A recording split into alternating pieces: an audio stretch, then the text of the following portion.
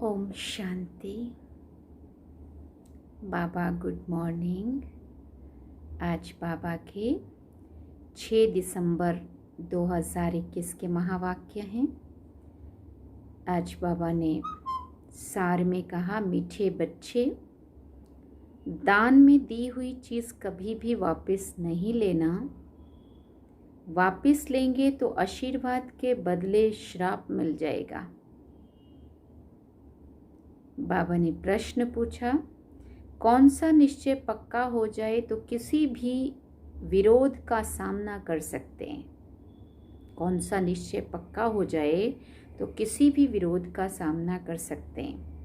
तो बाबा ने उत्तर में कहा, अगर निश्चय हो जाए कि हमको भगवान मिला है, उसे याद कर हमें विकर्म विनाश करने हैं, विश्व की बादशाही लेनी है, तो सब अपोजिशन खत्म हो जाएंगे, सामना करने की शक्ति आ जाएगी। निश्चय की कमी है तो मूंझ जाते हैं, फिर ज्ञान को छोड़ भक्ति में चले जाते हैं। गीत क्या सुना? तुम्हें पाके हमने जहां पा लिया, जमी तो जमी आसमां पा लिया। ओम शांति। ये गीत कौन सुनते हैं? बाबा पूछ रहे हैं, ये गीत कौन सुनते हैं?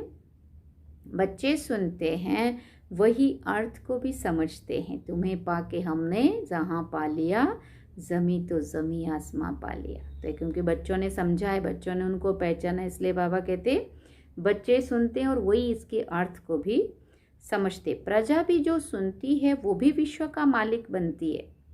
जैसे भारतवासी सब कहते हैं हमारा भारत, वैसे वहाँ भी यथा राजा रानी तथा प्रजा सब समझते हैं विश्व के मालिक हैं। जैसे यूरोपवासी आए तो वो भी कहते थे हम हिंदुस्तान के मालिक हैं। उस समय फिर हिंदुस्तानी नहीं कहेंगे कि हम हिंदुस्तान के मालिक हैं। वो गुलाम थे, राजाई सारी उन्हों के हाथ में थी। फिर हमारा राज्य भाग्य रावण ने छीना। अभी हमको अपना राज्य भाग्य चाहिए, अभी हमें अपना राज्य चाहिए। ये पराया राज्य है, गाया भी जाता है दूर देश के रहने वाले, दूर देश के रहने वाले आए देश पर आए। अब तुम अपना राज्य ले रहे हो, तुम कोई के लिए लड़ते नहीं हो। अपना राज्य के लेने के लिए हम कोई पे आक्रमण नहीं कर रहे हैं। बाबा कहते अपने लिए ही तुम सब कुछ करते हो। वो सेना लड़ती है अपने प्रेसिडेंट व प्राइम मिनिस्टर के लिए। बड़े आदमी तो वो बनते हैं ना, उनको नशा अच्छा रहता है, फिर भी अभी कहते हैं ना भारत हमारा है। परंतु भारतवासियों को ये पता नहीं है कि ये कोई हमारा राज्य नहीं है, ये रावण का राज्य है जिसमें हम रह रहे हैं। राम राज्य में ऐसे नहीं कहेंगे कि ये पराया है। अभी भारत पर रावण का पूरा राज्य है। राम का राज्य था, देवताओं का राज्य था, अभी नहीं है। तुम जानते हो 5000 वर्ष के बाद हम राज्य ले रहे हैं। फिर बाबा पूछते किससे ले रहे हैं? परमात्मा बाप से। राम अक्षर कहने से लोग मूंझते हैं, इसलिए बेहद का बाप कहना ठीक है। बाप अक्षर बहुत मीठा है। बाप ही वर्षा याद दिलाते हैं। एक बाप के सिवाय और सब कुछ भूल जाता है।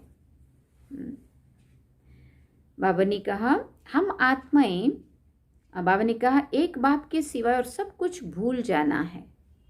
हम आत्माएं बाप से वर्षा ले रही हैं। बाप आकर तुमको आत्म अभिमानी बनाते हैं। हम आत्मा है, आत्मा कितनी छोटी महीन है, उसमें 84 जन्मों का पार्ट भरा हुआ है। ये मोटी बुद्धि वाले मनुष्य नहीं जानते हैं और ना ही समझा सकते हैं। बाबा से वर्षा ले रहे हैं, कितना सहज है। कितना सहज है, परंतु माया भुला देती है। इसलिए बच्चों को मेहनत करनी पड़ती है। इसमें कोई हथियार या बारूद की बात नहीं है, ना कोई ड्रिल आदि सीखनी है, ना कोई शास्त्र आदि उठाना है। सिर्फ बाबा को याद करना है। बाप जो सुनाते हैं वो धारण करना है। हम अपना राज्य भाग्य ले रहे हैं। जैसे नाटक में एक्टर्स पार्ट बजाकर फिर कपड़े बदली कर कर अपने घर जाते हैं, वैसे तुम्हारी बुद्धि में भी है कि अब नाटक पूरा होने वाला है। अब अशरीरी बनकर घर जाना है। हम हर 5000 वर्ष के बाद पार्ट बजाते हैं। आधा कल्प राज्य करते, आधा कल्प गुलाम बन जाते। बच्चों को कोई जास्ती तकलीफ नहीं देते। बाबा कहते कोई ज़्यादा तकलीफ नहीं देता हूँ। बुद्धि में सिर्फ याद रहनी चाहिए। पुरुषार्थ कर जितना हो सके ये भूलना नहीं चाहिए। अब नाटक पूरा होता है, बाकी थोड़ा समय है, हमको जाना है। ऐसे ऐसे अपने साथ बातें करते करते तुम पावन बनकर फिर वापस चले जाएंगे। हर एक बच्चा जान सकता है कि मैं बाबा को कितना याद करता हूँ। हर एक को अपने अंदर का पुरुषार्थ तो पता है ना, मेरा कितना देर बाबा में मन लगता है। चाहे कोई चार्ट लिखे या ना लिखे, अंदर तो समझ में आता है ना, परंतु बुद्धि में तो रहता है ना। तो सारे दिन में हमने क्या क्या किया। जैसे व्यापारी लोग अपनी मुरादी संभालते हैं, रात्रि को पूरा हिसाब करते हैं। ये भी व्यापार है। रात्रि को सोने के पहले जांच करते हैं सारे दिन में बाप को कितना समय याद किया, कितनों को बाप का परिचय दिया। जो होशियार होते हैं उनका धंधा अच्छा चलता है। बुद्धू होगा तो धंधा भी ऐसे ही चलेगा। ये तो अपनी कमाई करनी है। बाप सिर्फ कहते हैं मुझे याद करो, चक्र को याद करो तो चक्रवर्ती राजा बन जाएंगे। इसमें टू मच आशाएं नहीं होनी चाहिए। गांव में रहने वालों को आशाएं कम रहती है, साहूकारों को बाबा कहते बहुत आशाएं रहती है। वो अपनी गरीबी में ही खुश रहते हैं। रोटला खाने पर हिर जाते हैं, सूखी रोटी खाने की आदत पड़ जाती है। साहूकारों में इच्छाएं बहुत होती है।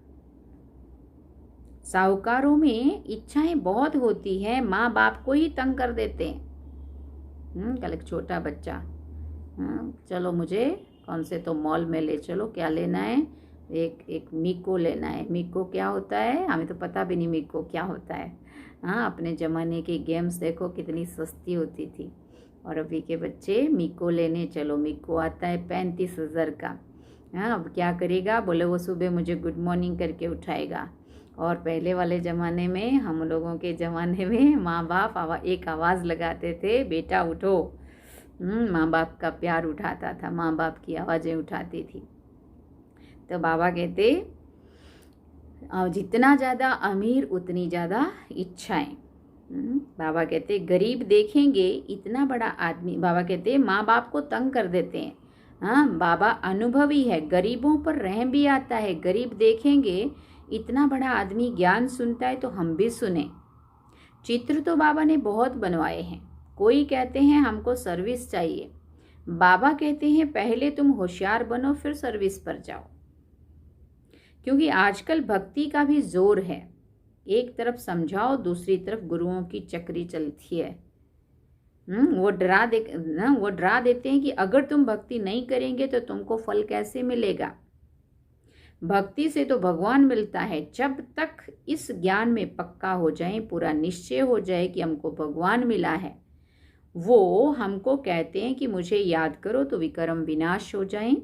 जब ये पक्का निश्चय जम जाए तब ही किसी से सामना कर सकें। तुम्हारे से ही अपोजिशन है।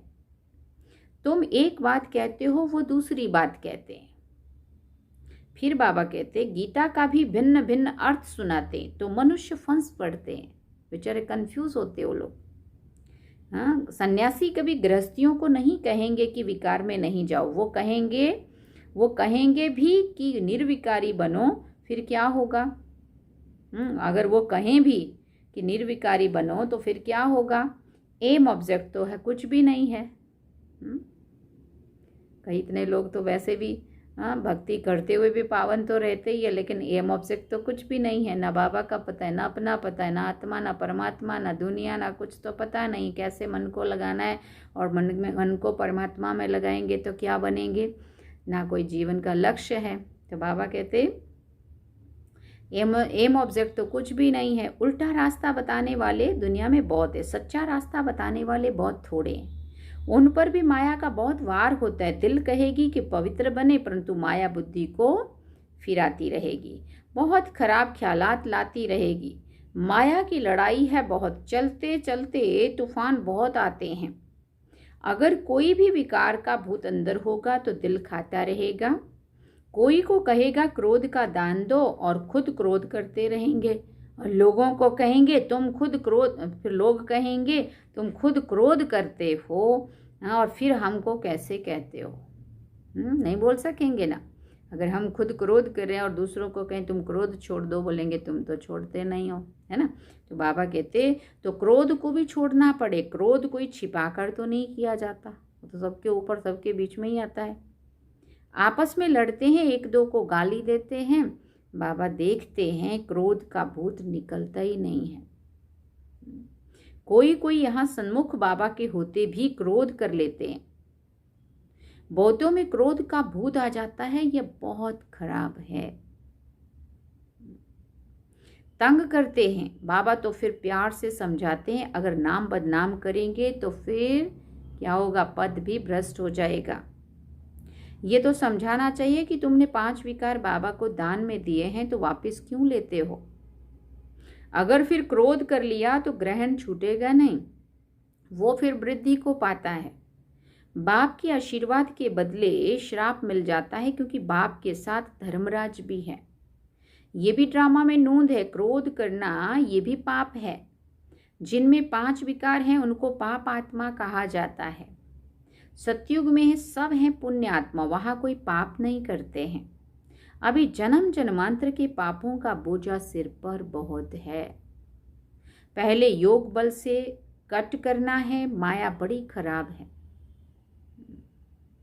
लोभ बहुतों में है। कपड़े का, जूते का, पाई पैसे की बात का लोभ है तो झूठ बोलते रहते हैं। ये सब लोभ की निशानियां। यहाँ तो सब कुछ मिलता है, बाहर में तो घर घर में खिटखिट लगी हुई है। पति ब्राह्मण तो स्त्री शूद्र, स्त्री ब्राह्मणी तो पति शूद्र। हाँ, एक बयान में चल रहा है, एक नहीं चल रहा है। एक भक्ति दुनिया का सारा दुनिया भर का गनपन, खाना पीना रहना उनका वो है, और दूसरा बाबा का पक्का बच्चा। तो फिर बाबा कहते एक ही घर में क्या क्या चलता है। घर में ही हंस और बगुले बहुत खिटपिट रहती है। अपने को शांत रखने की युक्ति रखनी होती है। घर बार छोड़ना भी बाबा अलाउ नहीं करते। ऐसे बहुत आश्रम है जहां बाल बच्चों सहित जाकर रहते हैं, फिर खिटपिट तो सब जगह होती होगी। शांति कहाँ भी नहीं है। सच्ची सच्ची शांति, सुख, पवित्रता 21 जन्मों के लिए तुम बच्चों को अब मिल रही है। ऐसी मत और कोई दे ना सके। बाबा कहते हैं मैं कितना दूर देश से आता हूं सर्विस करने, तुमको भी सर्विस करनी है। प्रदर्शनी मेले में बहुत नहीं समझ सकते हैं। भले गवर्नर ओपनिंग करते हैं, परंतु ये थोड़ी बुद्धि में आता है कि इन्हों को परमात्मा पढ़ाते हैं ब्रह्मा द्वारा। ये थोड़ी समझ में आता है।